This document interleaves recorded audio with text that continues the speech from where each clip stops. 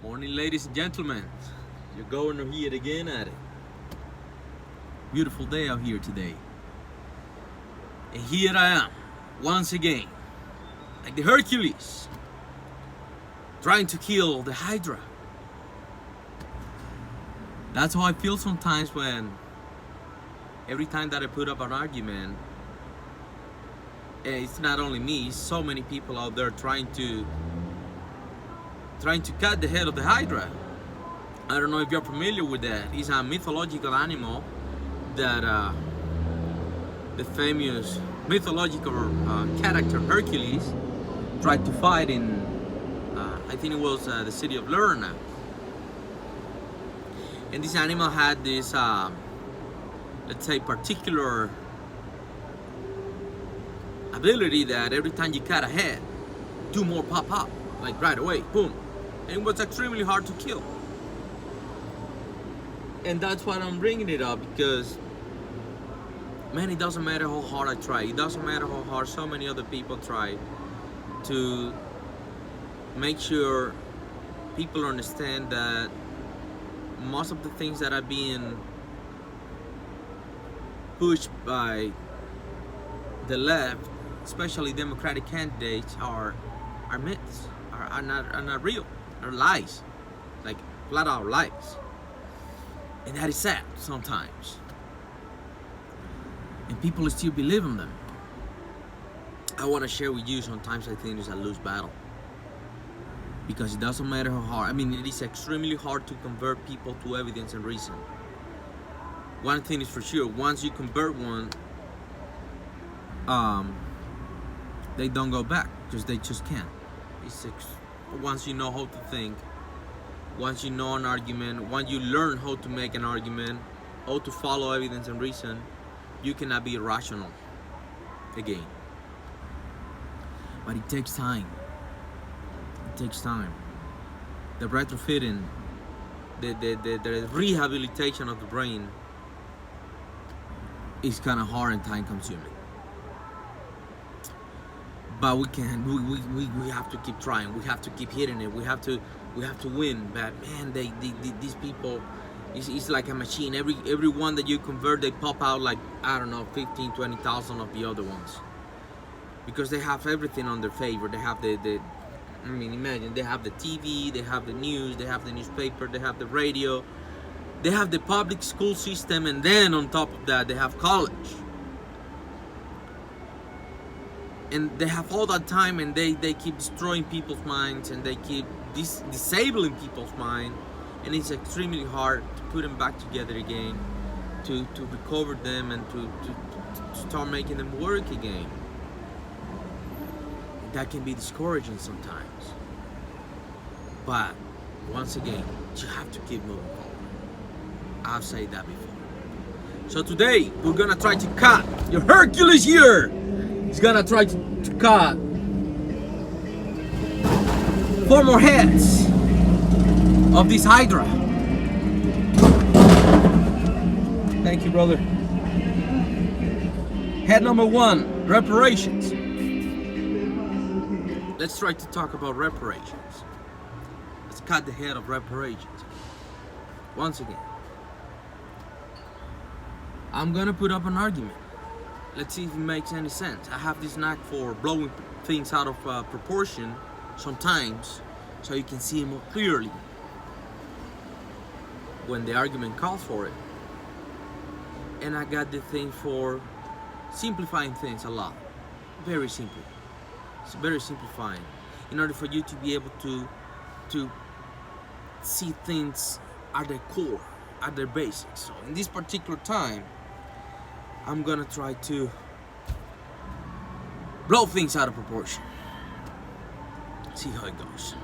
I wanna hear what you have to say. Always, please comment, subscribe, share, and like.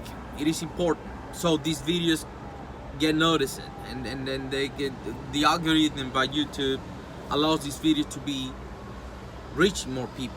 That's what I need, and I need your help. You are in my team. I'm pulling for you. Please pull up for me. My argument is the next one. Imagine for a second that we're living here today. And we got these cars, and we got these trucks, and we got this society that we have built, and we have electricity, and we have all the advancements that we have right now. And that's beautiful, right? So far, that's the greatest and most advanced civilization that we ever know, because we haven't known of any other. Maybe because they are too underdeveloped, and they don't even have a language, or maybe they have a language but they don't even have the technology, or they haven't developed the technology to create radios and to create things that allows you to communicate. Or maybe there is someone out there who is extremely developed, and they are like, oh, look at these monkeys. We're not gonna waste our time with these monkeys. But let's pretend for a second one of those. Let's pretend that one of these super advanced civilizations are out there, and we catch their eye, and they decide to come here. Hey, you know what? Let's visit these monkeys. Let's see what they do and how they do it. And they come up, and out of a sudden you wake up one day and you have this huge spaceship on top of you. And they have these little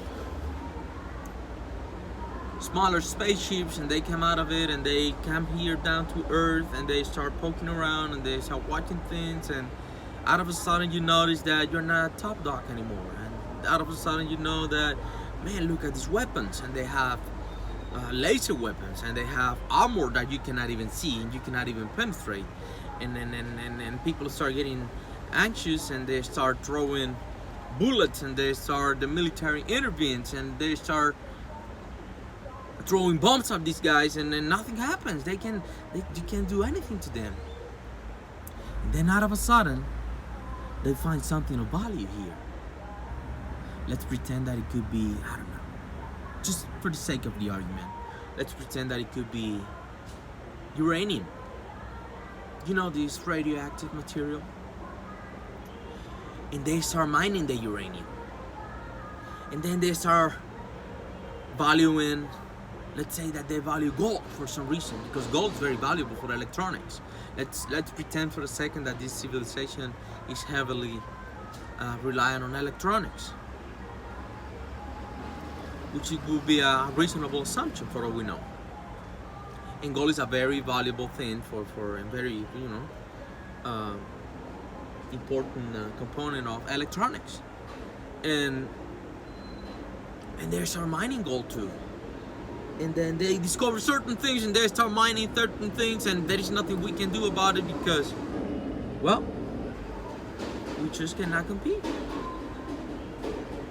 And this argument is not 100% perfect, because back in the days, if you want to go with the blacks, or if you want to go with the Indians or Aborigines, they were not mining nothing.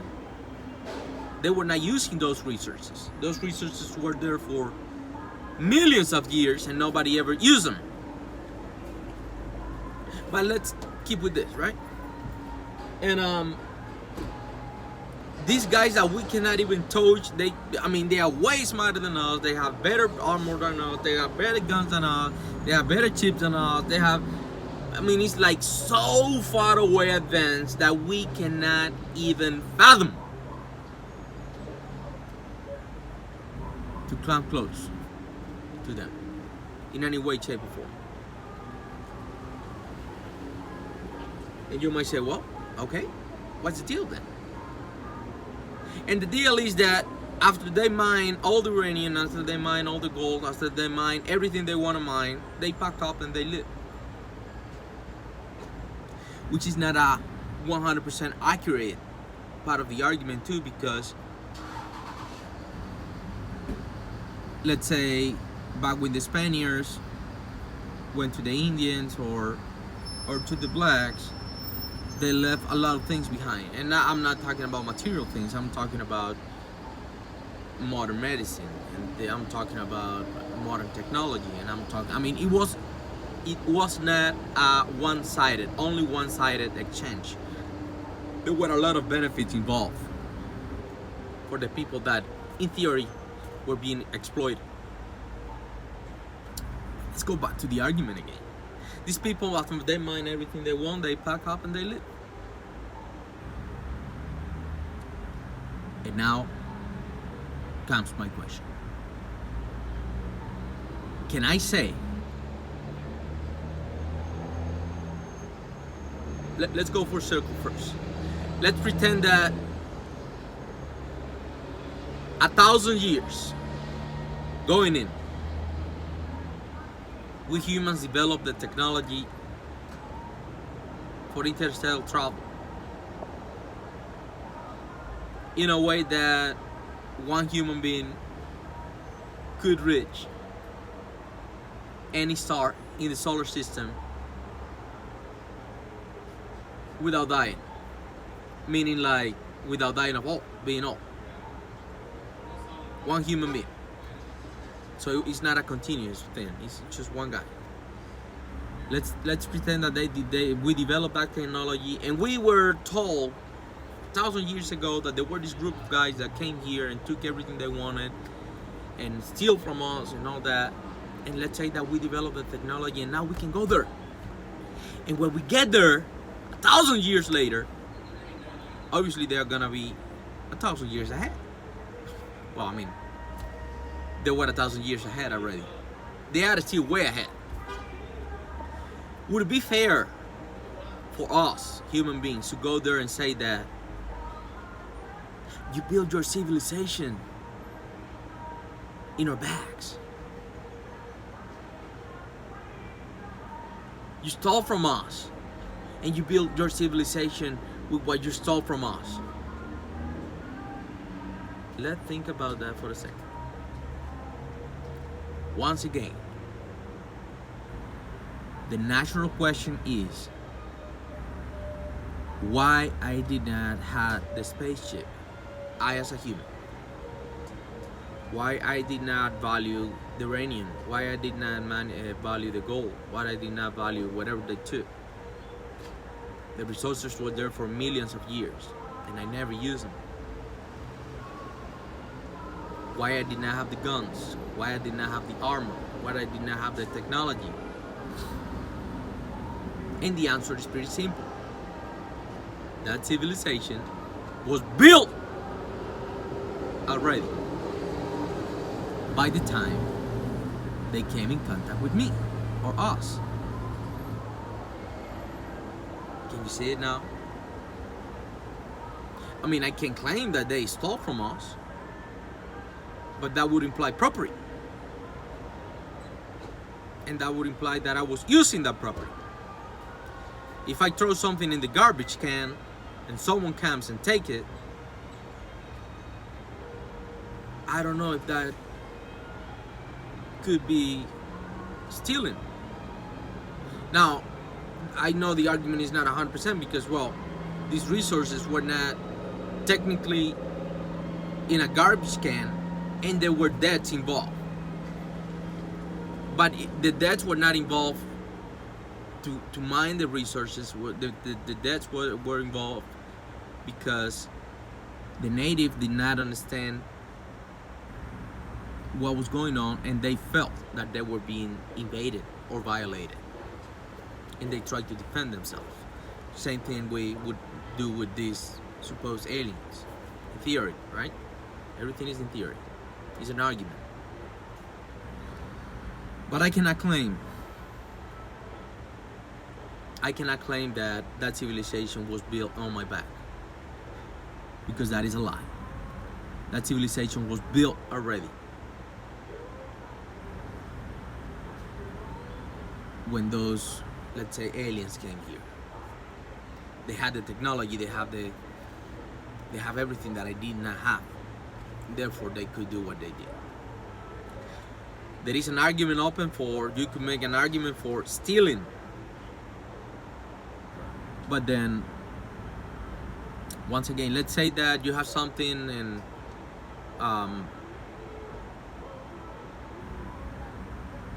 you have something that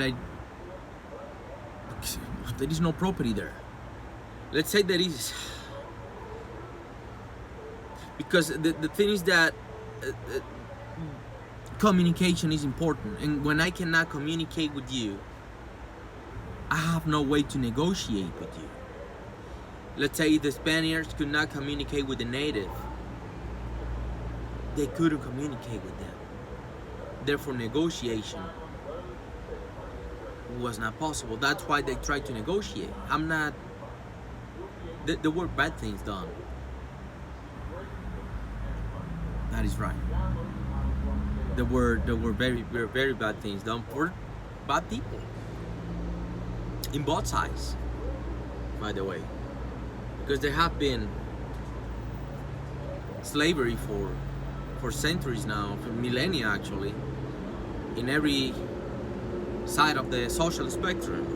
Blacks are not. I mean, slavery is not a black thing particularly. There have been whites have the legs white, and Asians have the legs white. Everybody have slaves each other at one point. I mean, remember there was no machinery, and someone have to someone have to do the job, and there were no democracies. There were monarchies, and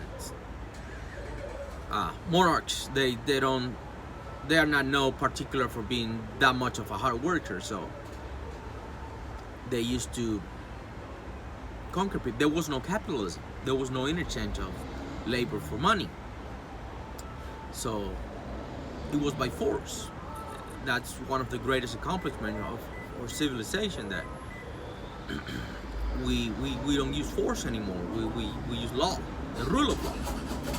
That is extremely important. Going back to the argument, once again, I cannot claim that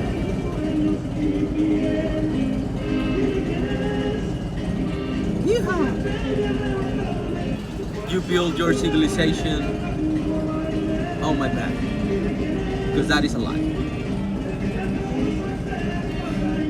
Regarding that, I have to pay something to someone because of some people did something. There we go. We can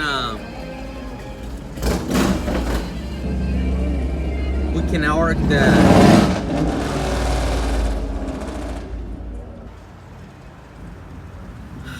some people did something. We could argue about that, but reality is that since the instatement of the welfare state, billions of dollars have been spent paying for reparations, because, like it or not, the numbers are there, and blacks disproportionately use welfare and other government programs like Section 8, healthcare, subsidized healthcare, and food stamps, stuff like that, for whatever reasons. So I think that is out of the question too, because we already have been doing that for decades now, and still the black community have the same problems, the Latino community have the same problems, and they don't move forward. So once can argue that the welfare state is a trap, and it traps people in poverty. Because if I, without work, perceive $60,000 a year in benefits, between benefits and money that I directly perceive, that means that I will have to go out, I will have to drop those benefits and that money, and I will have to go out the marketplace, and I will have to get a job for $60,000 or more in order to perceive the same amount of benefits. And everybody knows that there are not a lot of $60,000 jobs right now going around, let alone for unqualified people or unskilled people. Part of that is because there are too much low-skilled people in the market. Therefore, nobody's gonna pay you $60K for something that the next guy is gonna be willing to do for $20. Maybe we should control our borders then and make sure we got enough people. Once again, this is an old argument already. Enough people in the workforce that everybody can make a living, a decent living, regardless of the level of skill that you have. That is the argument right there. Stop claiming that the United States was built, or the old world, Europe was built slaves backs or Indians backs, because that is a lie. Spain or Europe in general was built already. They have the art, they have the culture, they have the painting, they have they refine them, and then they got the knowledge, they got the technology, they got the chips, they got the navigation, they got the guns, they got the armor, they got everything already. By the time they got here, that was what allows them to do what they did. There is nothing wrong with that, except that we were not as developed as them, and they share most of that technology with us. Too bad. Instead of using that technology, we were whining and crying, and Myth number 2, for the millionth time, that I want to debunk: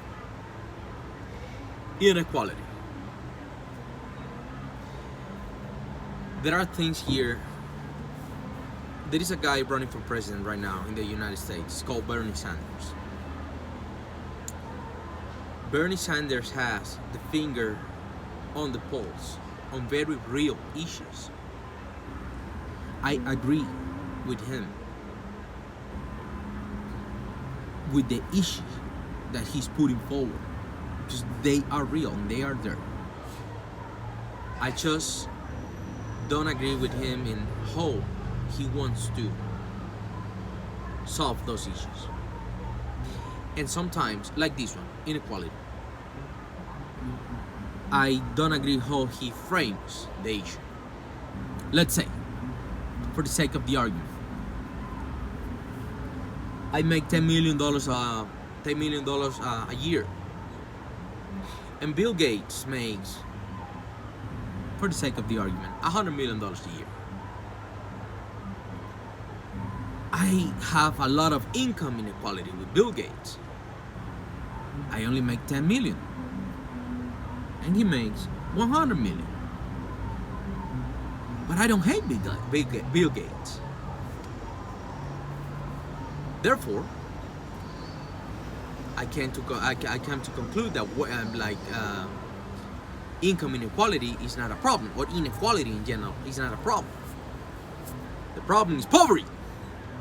Because you see, when I make $12,000 a year, and Bill Gates makes $100 million a year, and I cannot even afford food on the table, then it's not about the income inequality, because I gave you the previous example already. It is about poverty.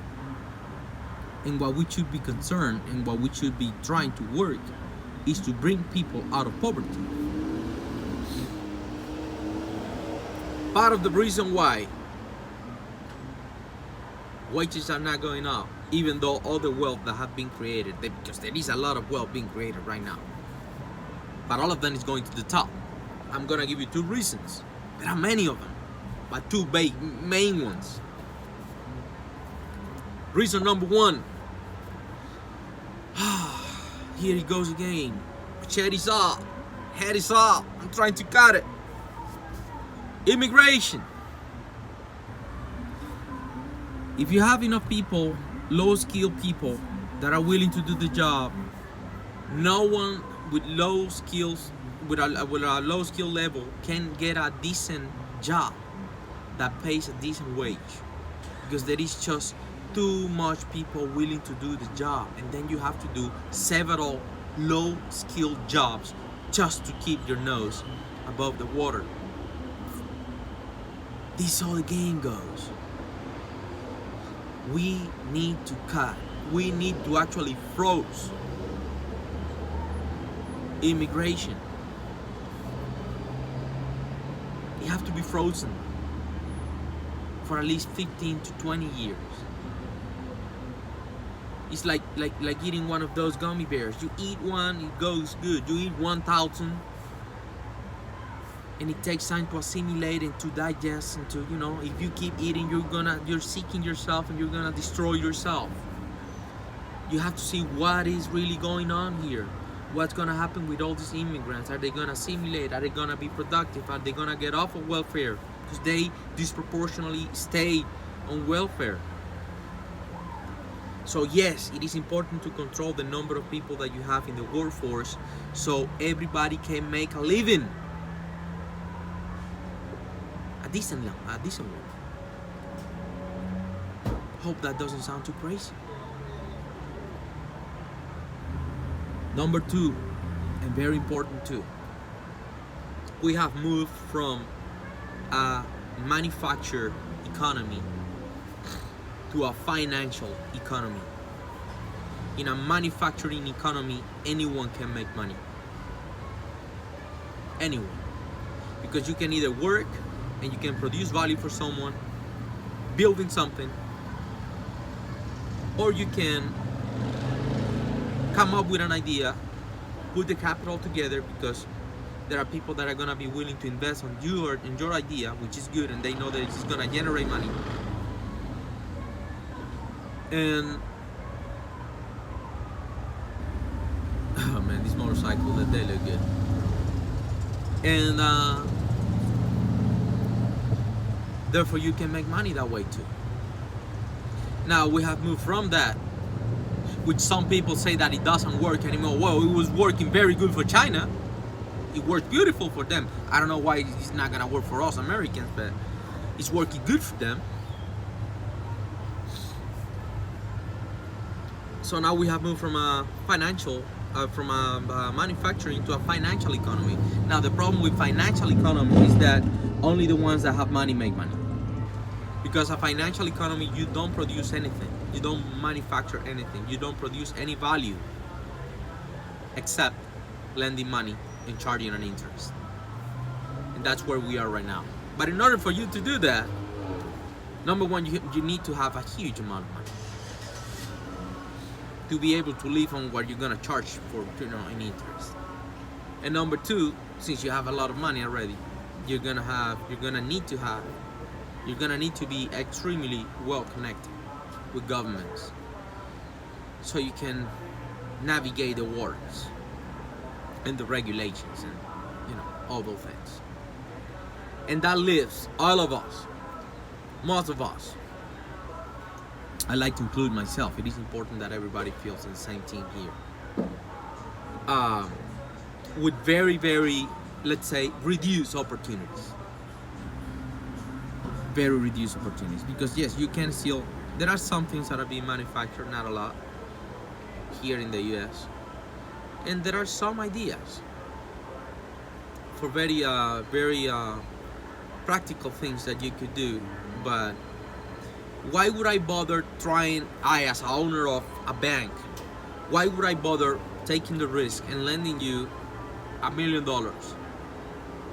and in a venture that no one knows is gonna pay it off or not, when I could just easily and consistently and safely just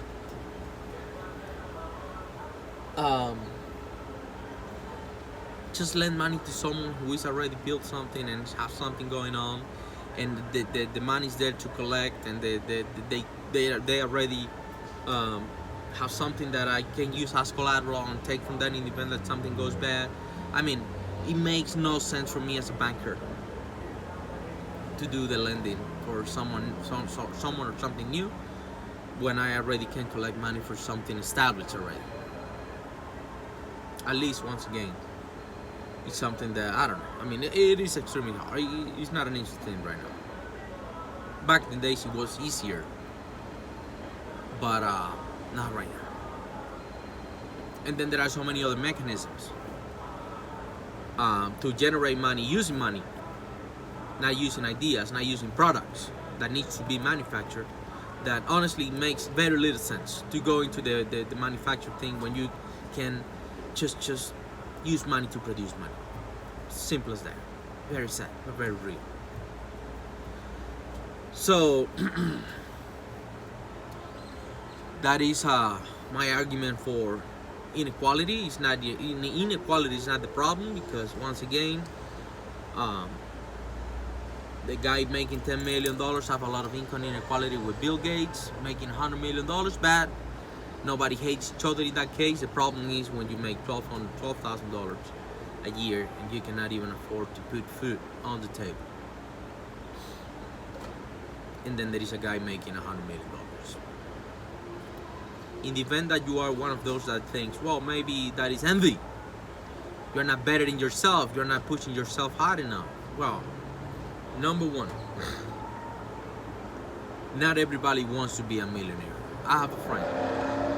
Every time that I talk to him about my ideals and things that I want to accomplish or the thing that I have accomplished, he portrays himself as a genuinely uninterested in none of that. He only wants to get up in the morning, go to work, and whatever he does, he enjoys a lot his work. He loves it. And come back home and have a good time with his family and his kids and be happy. That is happiness for him. At the very beginning, I couldn't understand him and I thought that was mediocre. But guess what? It is not. Most people want to have that kind of life, and that is absolutely okay. They don't want to make great sacrifices. They want to just be normal people. And that is the bulk.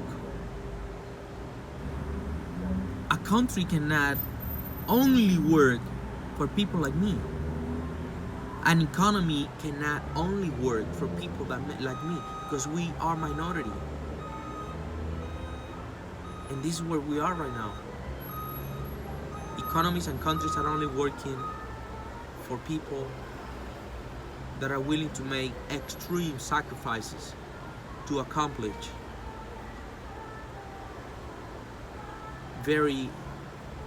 for most people, more unrealistic goals. There have to be space for that too, if you want to follow that avenue, but it cannot be only that avenue. Because once again, we people that want to accomplish extraordinary things and are willing to do extraordinary sacrifices are minority. We are not the standard. We cannot measure every single human being with our bar. We cannot craft an economy that only works for people like us. And I don't mean that I'm rich. I mean like I'm willing to make extreme sacrifices to accomplish extreme things.